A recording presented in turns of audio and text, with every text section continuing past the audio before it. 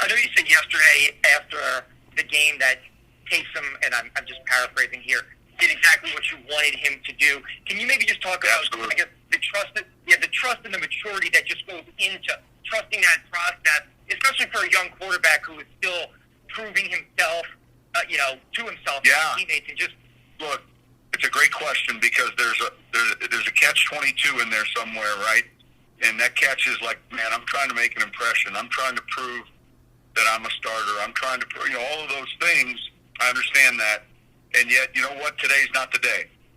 Now, today's the day to prove you aren't, but it's not the day that, in the way this game was going to unfold, you've got to pay attention and be smart enough to understand, we're not going to learn the hard way today with a matchup. We had two starters out in the offensive line.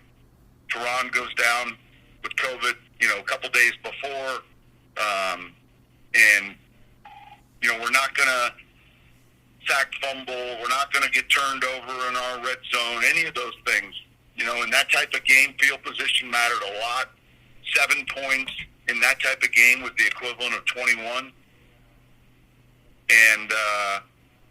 And that's just the way I felt that game needed to be played, and he did a good job of that. He had the one turnover, but I thought that, lost in all of this, and look, man, make no mistake about it, that's a tough position to be in when you don't have any quarterback, but there's not been one thing written about it. Well, how'd they give up 225 yards rushing?